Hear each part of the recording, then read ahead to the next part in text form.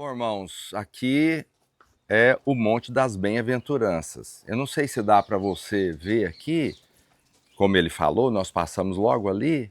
Então, descendo ali, monta-se um teatro, né? Nós vamos encerrar, não vamos encerrar porque a gente deu uma mudadinha para encerrar em Jerusalém.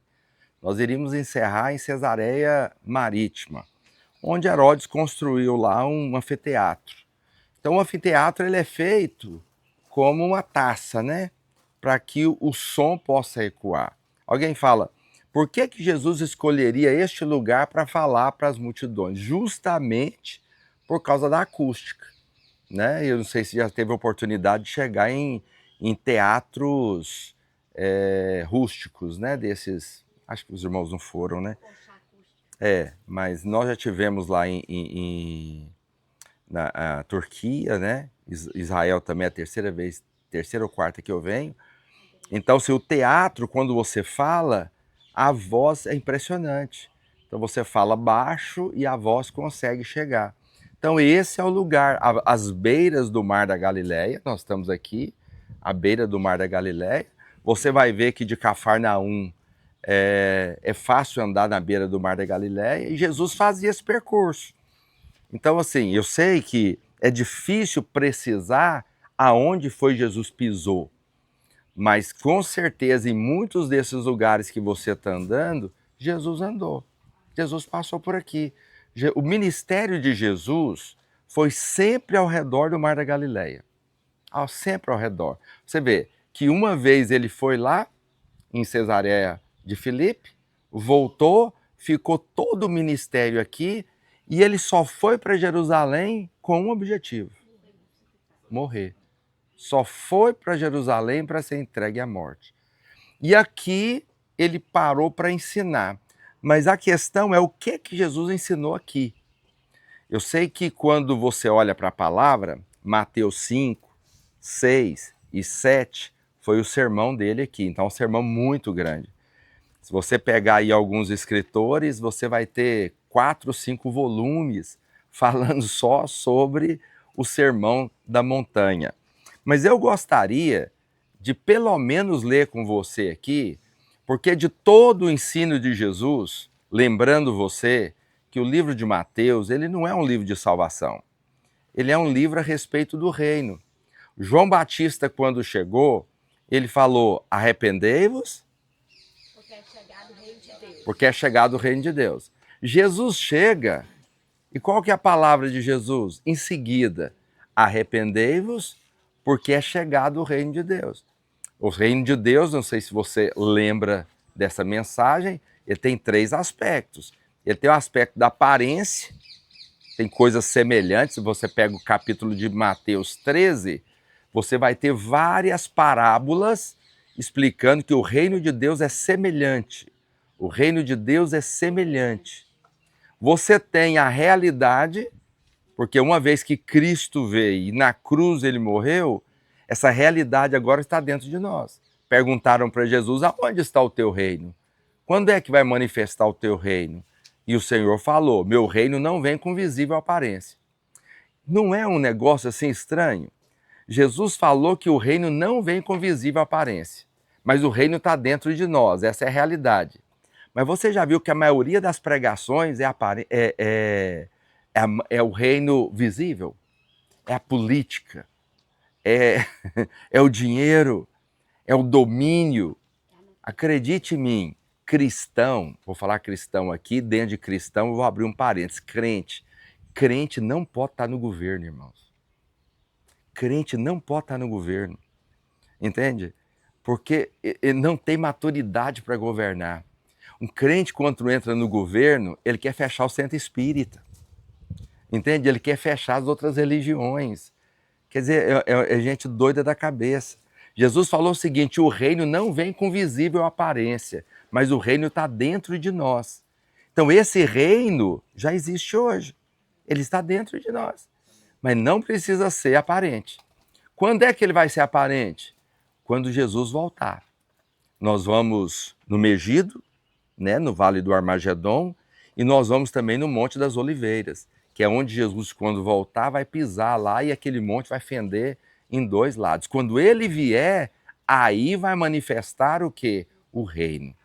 Então nós temos aparência, hoje nós vivemos a realidade do reino, mas virá o dia, na volta de Jesus, que esse reino vai manifestar. Mas nós não vivemos a manifestação dele, nós vivemos a realidade dele. Ele está dentro de nós. Jesus viveu a realidade dele? Viveu. Quando a tempestade, nesse mar, nós vamos atravessar ele num barco, quando a tempestade veio, ele manifestou a realidade? Ele levantou a mão e disse o quê? Acalma-te, emudece. Então assim você pode fazer com a enfermidade, assim você pode fazer com a crise financeira, com o casamento, com a crise existencial. Então quando Jesus para aqui, reúne a multidão, lembrando que há uma grande diferença, Jesus falava à multidão, mas parava para ensinar os discípulos. Então o texto é simples, Mateus capítulo 5, ele diz o seguinte: vendo Jesus as multidões, subiu a um monte. Você está nele agora. Amém. Você está no lugar que Jesus subiu. Qual que é a versão que você está lendo? Atualizada. Almeida atualizada. Mateus 5:1. Vendo Jesus as multidões, subiu ao monte. E como se ele assentasse, parece que ele ensinou sentado, aproximaram os seus discípulos. E ele passou a ensiná-los dizendo, muita gente diz, não, Jesus ensinou só para os discípulos. Não. Se você chegar lá no final do capítulo 7, você vai falar que todas as multidões ouviram e saíram maravilhadas. Então ele falou para todos, mas os discípulos estavam próximos. Então aqui tem um ensinamento. Multidão ouve, discípulo está perto. Discípulo está perto. Discípulo nunca fica longe de Jesus, nunca fica distante de Jesus. Mas o que Jesus ensinou? De todas as coisas que Jesus ensinou, tem aqui que nós chamamos da natureza do povo do reino. Se ele está ensinando sobre o reino dos céus, aqui está a natureza. Então, antes de você fazer algo, antes de você trabalhar, antes de você liderar uma célula, antes de você pregar para alguém, isso aqui está seu estilo de vida. Seu estilo de vida está aqui.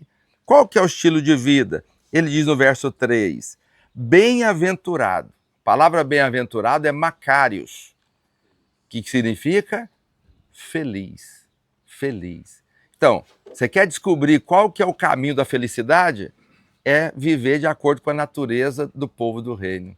Ele diz, feliz são os humildes de espírito, porque deles é o reino dos céus. Ele não está falando de salvação, ele está falando do reino dos céus. Bem-aventurado, felizes são os humildes de espírito. E aí nós vivemos numa era onde feliz é o arrogante. Nós vivemos numa era onde feliz é o soberbo. Entende? As pessoas admiram o cara que está na internet, que é soberbo, que tem uma Ferrari, que mostra que tem isso, que mostra que tem aquilo. É essa pessoa que é seguida por todos. Por quê? Porque é o oposto do que Jesus ensinou. Aí, pastor, então você quer dizer que ter dinheiro, ter carro bom é ruim? De maneira nenhuma. De maneira nenhuma. Vamos entender o que Jesus estava dizendo. A palavra humilde, em algumas traduções aí, é pobre. Pobre, bem-aventurado pobre de espírito. Mas ele está falando de pobre de espírito. Vamos pensar uma pessoa pobre sem dinheiro. Quem que é o pobre sem dinheiro? Não tem nada. Ele não tem conta bancária, ele não tem cartão de crédito, ele não tem Nômade, ele não tem Wise, não tem nada. Ele não tem nada. Então, preste atenção para você entender. O pobre é aquele que não tem a quem recorrer. Você não é pobre. Você, se precisar, você pede seu gerente um limite. Se precisar, você passa seu cartão Black, Signature, entende? Algum lugar aí, entendeu? Você tem um crédito no Nômade, você tem um crédito em algum lugar, você tem alguém para pedir emprestado. Você não é pobre. Tem o pastor Mauro para pagar suas contas. Agora, preste atenção, o pobre é aquele que não tem a quem recorrer. quem não tem a quem que recorrer, recorre a quem? A Deus. É o cara o seguinte, acabou a comida dele, ele não tem a quem recorrer, ele joelha no chão e fala, só o Senhor agora. Então, o que o Senhor está dizendo é o seguinte, feliz é aquele que não tem a quem recorrer, que recorre somente a Deus. Agora você fala, pastor, mas eu não quero estar nessa condição de não ter nada. Paulo diz o seguinte, que aquele que é casado, viva como se não fosse. Aquele que negocia, viva como se não negociasse. O que ele está dizendo? Você pode ter a Ferrari, você pode ter o dinheiro no banco, você pode ter o cartão de crédito, você pode ter saúde, pode ter tudo, mas viva necessitado de Deus como se você não confiasse em nada disso.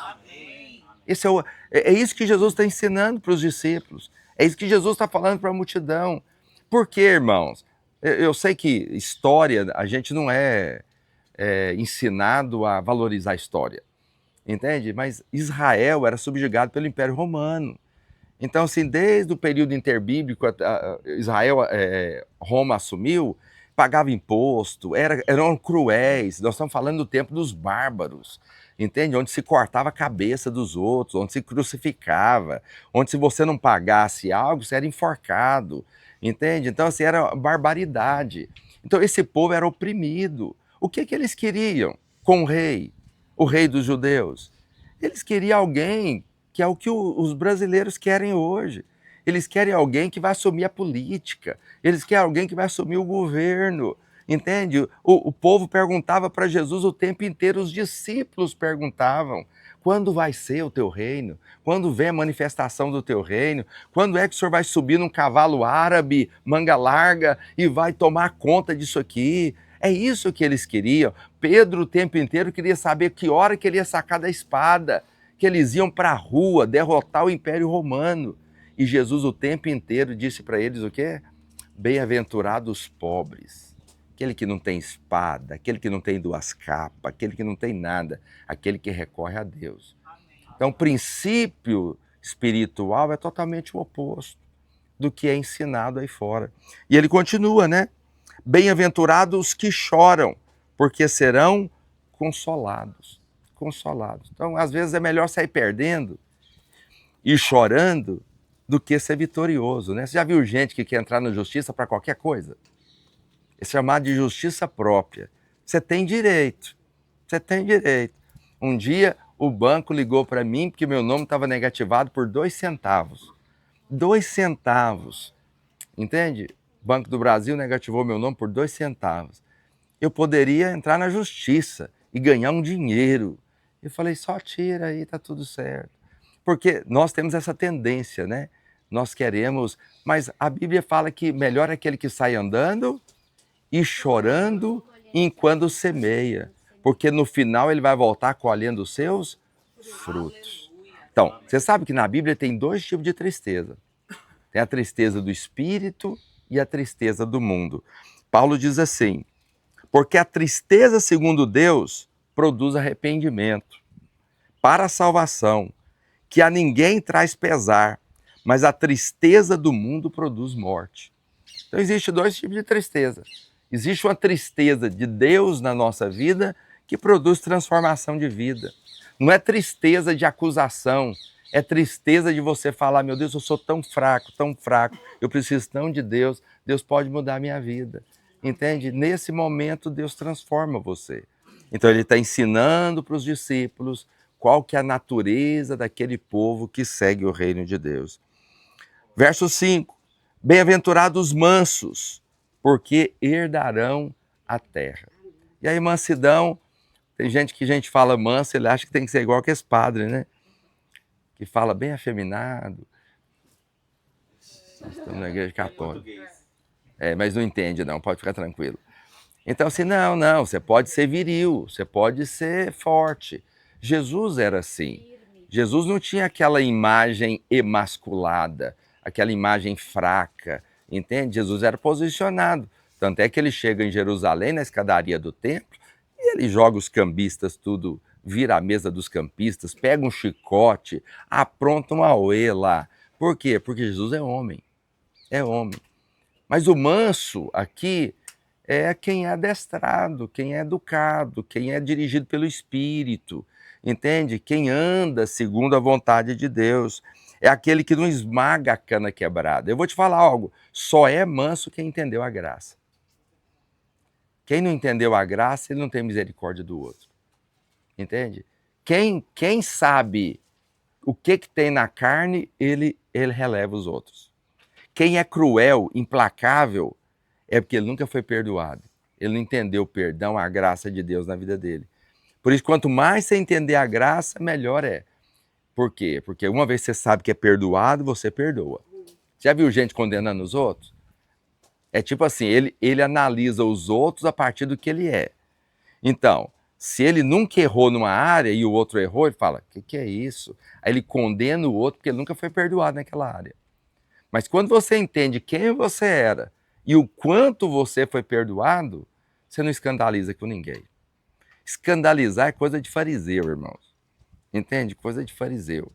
Esses dias agora nós tivemos alguns escândalos na igreja, né? Escândalos assim, um aluno que veio, né? E umas coisas estranhas assim. Nada me escandaliza. Essas coisas não me escandaliza, né? Um homem dormir com... Uma mulher dormir com 2 homens, não me escandaliza coisa nenhuma. Entende? Isso é parte da natureza humana. Hã? É o porco sendo porco. Não adianta. Não, mas é crente. É crente. O que eu estou dizendo é isso. Nada escandaliza. Por quê? Porque é carne. A carne, se você der vazão, ela é carne. Entende? Então, esse negócio é o seguinte, eu nunca vou fazer um negócio desse, eu nunca farei isso. Não diga isso. Não diga isso. Seja benevolente com o outro que caiu, porque todos nós temos carne. Entende? Então, o manso é esse. O manso é aquele que... A Bíblia diz que Moisés era o homem mais manso da face da terra. E é o cara que desceu, na hora que ele viu o povo lá adorando, ele já pegou as tábuas que Deus tinha escrito e quebrou na perna. E falou, tá quebrado. Entende? E era o homem mais manso. Então isso não quer dizer que você não vai irritar, você não vai ficar nervoso, você não vai falar alto de vez em quando, mas não deixa o sol passar sobre a sua ira, né? O que é passar o sol? Não consertar. Para com esse negócio de dormir sem conversar, irmãos. Resolve tudo antes. Teve um irmão que eu falei isso, ele falou, pastor, não estou aguentando mais. Eu falei, o que foi? Eu dormindo 4, 5 da manhã todo dia para resolver as coisas, para não dormir.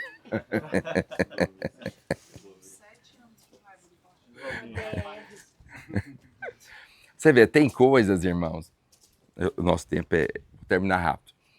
Uma irmã que estava na nossa igreja, Alessandra conhece ela, não vou falar nome, ficou vários anos na nossa igreja e tudo. Ela diz que um dia eu cheguei no supermercado, estava ela e um casal, e eu cumprimentei o casal e não cumprimentei ela. E eu não me recordo disso, para ser honesto para você. E aí essa irmã saiu da igreja, aquele negócio todo, né? Depois, e anos, ela pegou um câncer. Ela já estava 7 anos fora da igreja, pegou um câncer, o médico falou, olha, você vai fazer a cirurgia, mas você pode ir para a cirurgia e não sair mais. Ela me ligou, marcou comigo, queria conversar comigo.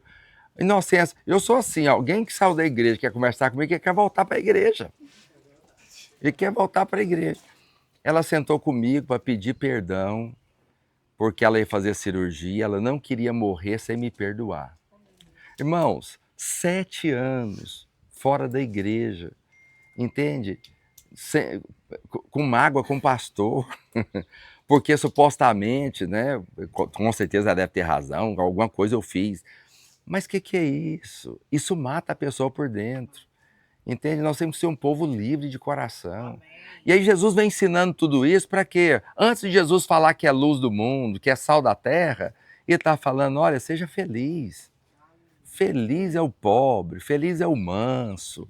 E ele dá para eles uma direção de como viver a vida cristã. Eu sei, irmãos, que nós temos uma tendência, nós somos uma igreja agressiva, nós falamos muito de célula, de ganhar gente, de fazer encontro e tudo isso. Mas antes de tudo isso, antes de você ser um líder, de você ser um vencedor, ou de você ser qualquer coisa, você tem que ser filho de Deus. Coração limpo, lavado, pessoa mansa, entende? Que entendeu a graça de Deus na sua vida, que pode liberar perdão para quem quiser, entende? Eu não tenho problema com ninguém. As pessoas têm muito problema comigo. Então eu chego no shopping, é direto, gente vira o rosto para mim, mas eu vou atrás e falo: ô irmão, como é que você tá? Glória a Deus. Porque Paulo diz: o que depender de vós, tendes paz com todos os homens. Amém? E por último, só vou falar até os 5 aqui, não vou falar tudo. Bem-aventurados misericordiosos, porque eles vão alcançar misericórdia. Entende? O que é misericórdia?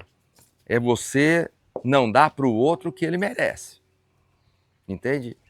O que o cara merece? A morte. Não, o que é misericórdia? Você não dá a morte para quem não merece a morte. Bem-aventurados misericordiosos, porque alcançarão misericórdia. Só é misericordioso quem recebeu misericórdia. Quem recebeu misericórdia. Então, por isso, ama muito quem entende que foi amado. A quem muito ama, foi amado, muito ama. Então, entenda hoje, estando aqui, nesse lugar tão bonito, eu louvo a Deus pela Igreja Católica, porque preserva isso aqui, cuida disso aqui, né? Se fosse outros, talvez teria tudo destroçado isso aqui. Muito bonito, muito bem cuidado, mas você está num lugar que provavelmente Jesus parou aqui e ensinou uma multidão aqui nesse vale, à beira do mar da Galileia, né? Ensinou estas palavras. Estas palavras foram ensinadas. Que essas palavras ecoem no nosso coração, né? Nós estamos aqui visitando lugares como esse, é um grande privilégio estar aqui, andar por onde Jesus andou, mas que acima de tudo possamos viver como ele viveu. Amém? Fique de pé, vamos cantar uma canção.